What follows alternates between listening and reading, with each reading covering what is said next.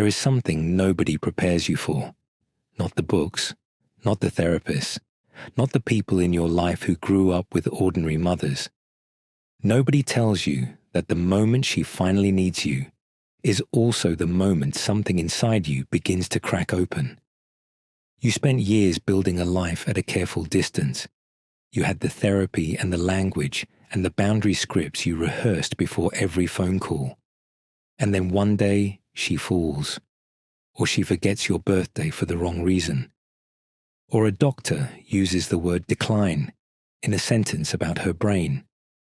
And suddenly, you are back in that kitchen, age 9, scanning the air before you say a single word. What nobody expects is that this moment, the one you have been dreading since the distance started, is also where healing becomes possible for some daughters. Not in spite of her needing them, because of it. That is the paradox this video is going to take apart, one layer at a time. But this story does not start with a phone call from the hospital. It starts with something that happened decades earlier in a house where the emotional rules were never written down, but were enforced constantly. Family therapist Ivan Bosomeninagi identified the pattern in the 1960s. He called it parentification. The formal definition is straightforward: the reversal of parent and child roles. A child assigned implicitly or explicitly the job of caring for the parent's emotional world. Psychologist Gregory Jerkovich spent decades studying it. His 1997 research identified 2 distinct types. The first is instrumental parentification. The child takes on practical duties, cooking, managing siblings, running a BLV household the parent cannot hold together. The second is emotional parentification, and this is where most daughters of narcissistic mothers land. The child becomes the parent's emotional regulator, her confidant, the person whose silent job it is to keep the house stable. Yurkovich's research found that emotional parentification specifically predicts depression in adulthood, anxiety that cannot be traced to any obvious source, difficulty letting others know them completely, and a persistent, bone-level sense that other people's emotional states are hers to manage. You learned the exact quality of silence that meant she was about to turn. You could feel the shift in the house's atmosphere before she opened her mouth. You adjusted your tone, your posture, your energy, the way you walked into a space, all of it calibrated to hold the equilibrium she could not hold herself. Because, when she lost it, the house had room for exactly one person's experience, and it was not yours. Therapist Annie Wright, in her clinical writing on narcissistic mothers, describes the outcome plainly. Many daughters spent their childhoods monitoring their mother's moods, managing her distress, and prioritizing her needs so consistently that they never learned to do otherwise. The relationship trained you to read her before you read yourself. This is not a minor developmental hiccup. It reorganizes how your nervous system understands safety. Safety, to a parentified child, means the parent being okay. Her own internal states become secondary. Not because she chose this, because she had to. I mean, think about that for a second. By the time you reached adulthood, you were already her caretaker. Not in the medical sense, but in the original sense. The one whose function in the relationship was to preserve her stability at the cost of your own. This detail matters because it changes everything about how you understand what happens next. The caregiving phase of her life did not create a new dynamic between the two of you. It named the one that was already there.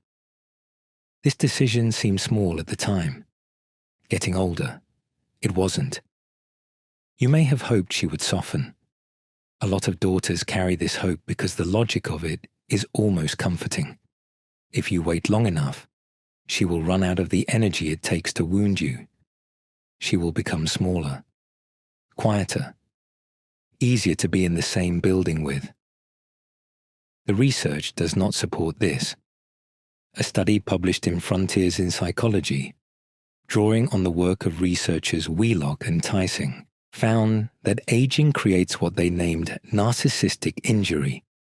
When the social world shrinks, when physical independence starts to erode, when the markers of status and control begin slipping, the narcissistic personality does not adapt. It experiences this as a threat to its core architecture. The grandiosity that held the personality together depends on an audience. It depends on being seen as capable, central, formidable. When age strips those conditions away, something in her does not meet the loss with humility. It escalates. A 2020 study in Current Psychiatry Reports found that personality disorders persist into later life far more often than most people assume. Up to 15% of older adults living independently meet diagnostic criteria for a personality disorder. In nursing homes, that number climbs to 58%. Psychiatrist Christine Adams, who has written extensively on narcissistic parents in late life, puts it bluntly. As the narcissist's world shrinks along with her influence, she ramps up. There are fewer outlets for the behavior. The people still in her orbit feel more of it, concentrated, not less. So the daughter, who waited for a softer version, finds instead a louder one. More guilt, more demands, more manipulation that wears the costume of need. She is not calling you because she has finally recognized your worth. She is calling because you are one of the few people left who will answer. But here's the detail that everyone misses at the time. Her power over you is also changing. Not because she has changed, because the conditions that sustained her power over you are eroding from under her. She cannot drive. She cannot manage her medications alone. She cannot orchestrate the family gathering the way she once did. The tools she used to maintain control over your compliance were always dependent on her occupying a position of authority you could not challenge. That position is becoming untenable. Pay attention to this next detail, because it explains everything about what comes after. For the first time in the history of your relationship, you are the one with options. You decide what level of care she receives and from whom. You decide under what conditions you walk through her door. She cannot override these decisions the way she once could, because her ability to override anything is running out. This is not cruelty. It is physics. The dynamic she built could only survive under specific conditions. Those conditions are changing. But understanding this does not make the next part easier. And this is where things stop being a psychology framework and start being the specific weight you carry into every interaction with her now. The moment she starts genuinely needing you does not arrive as a relief. You might have imagined it would. You might have thought that watching her diminish would release something in you, that a smaller, more dependent version of her would be easier to stand in a room with. What actually arrives is something older, something that does not have a clean name. Clinical counselors at Safe Space Counseling wrote about it in 2025 in terms that a lot of daughters immediately recognized.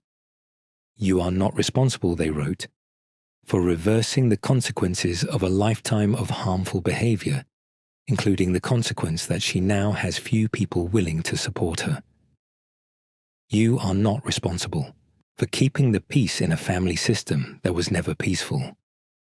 And you are not responsible for resolving the unresolvable, giving her in adulthood what no adult caregiving arrangement can retroactively provide. That last part deserves a pause.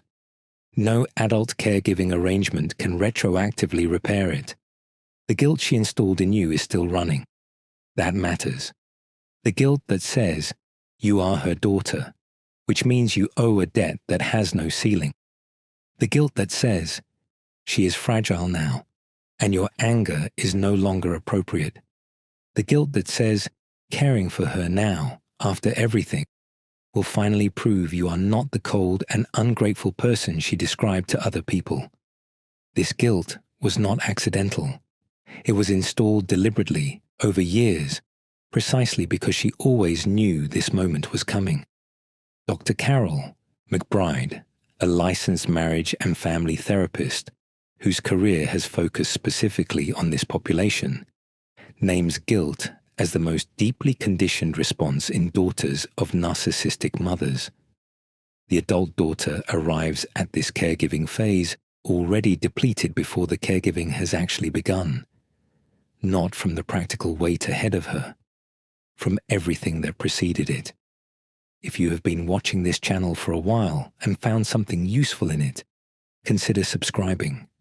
The content here goes deeper into these dynamics than most places will, and there is a lot more to come. Now, here is what is also true. Underneath all of it, you are making choices in this phase that are genuinely new. Not the same choices dressed in different clothes, genuinely new ones with real weight that she cannot simply override. You decide how often you show up. You decide what kind of support you offer and on what terms. You decide what behavior you will absorb in person versus what you will let go to voicemail. These are choices that did not exist in the same form when you were 9 or 22 or even 35. They exist now because her hold over you required conditions she no longer controls. She's no longer the one who could end the relationship. You are. That shift is real, but it does not arrive clean. It arrives tangled up in grief, guilt, and the specific exhaustion of loving someone who never knew how to love you back the way you needed. And that tangle has its own name, which is where this video has to go next. There is a grief that does not have a funeral. Family therapist Pauline Boss began developing her theory of it in the late 1970s. She called it ambiguous loss, mourning that arrives without closure, loss that leaves you uncertain not only about what you are grieving, but whether you are even permitted to call it grief. Boss identified two types. The first is physical absence with psychological presence, a missing person who still inhabits your thoughts. The second is psychological absence with physical presence, someone who occupies the room, who shows up at the table, who is technically there, but who was never available to you in the way that counted. That second type is what daughters of narcissistic mothers have been carrying, in most cases, for their entire lives. The mother was present. She was at school events. She was in the house. She drove you places, made holiday dinners, had opinions about your clothes. But she was not available in the deep, attuned, consistent way that a child needs in order to trust her own perception of reality. A Psychology Today piece on this specific kind of mourning named the result plainly. You grieve the mother you had and the mother you never had at the same time. And those two aches do not take turns. They land together and they collide, because ordinary loss comes with permission. Society gives you rituals, time, the understanding that you will be fragile for a while, but the ache for a mother who was always physically present and psychologically absent, the sorrow for a childhood that looked intact to everyone outside it, the weight of love you kept offering to someone who could not receive it without turning it into something about herself. Researcher Kenneth Doka named this disenfranchised grief, loss that is not recognized or validated by the people around you. You'd think someone would have said something, given you language for it. Most people didn't. And what makes it particularly difficult is that feeling it fully requires finalizing something about your mother that a part of you has never been willing to finalize. And that is precisely what this phase of her life begins to force open. When she becomes the one who needs care, finality walks quietly into the relationship and sits down. Whatever she was going to give you, she is running out of time to give it. Whatever the relationship was going to become, this is what it has become. The apology that was always theoretically somewhere in the future is now realistically not coming. That is a devastating thing to absorb. And it is also, eventually, the beginning of something you could not access before. Annie Wright observes in her clinical work that this particular grief often surfaces for the first time in adulthood, when a daughter finally gives herself permission to want what she deserved. This phase of her mother's life can be what creates that permission, not because the circumstances are comfortable, because they have become undeniable. You stop waiting, and when you stop waiting, you can begin to grieve the actual thing, not the version you hoped you were carrying, the real one. The word healing gets used carelessly in the spaces where this kind of content tends to live. It gets treated as an endpoint, a destination where the hard material finally stops mattering. The reality here is narrower and more honest. Healing for the daughter of a narcissistic mother is not about resolution between the two of you. She may never offer you that. What becomes available in this phase is something that happens in you, independent of her, regardless of whether she softens. There is a concept from the foundational psychoanalytic work on narcissism that is worth naming here. Psychoanalyst Heinz Kohut described the narcissistic personality as organized around a need for what he called mirroring, the constant experience of being seen, admired, and validated by others. For a narcissistic mother, the daughter was not a separate person with her own interior life. She was, functionally, a mirror. Her job was to reflect back an image that confirmed the mother's self-image. What aging does, concretely, is disrupt the mirror. When she loses her audience, her social status, her physical independence, her ability to perform the version of herself she has always needed others to confirm, she can no longer maintain the architecture of the original dynamic. She cannot demand mirroring from a world that has moved on. And with that collapse, something releases in you. Therapist McBride, whose clinical framework is grounded in years of work specifically with daughters of narcissistic mothers, describes the first step of actual recovery as acceptance and grief paired together.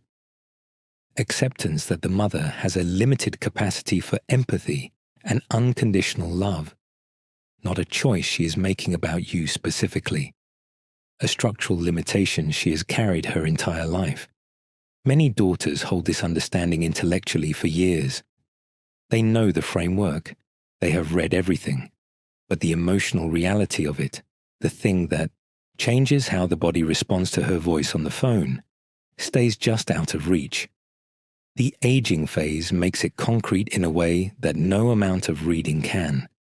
When she is sitting across from you, diminished, dependent, still incapable of asking for help without blame threaded through the request, still organizing the interaction around her image. The gap between who she is and who you needed her to be becomes impossible to look away from.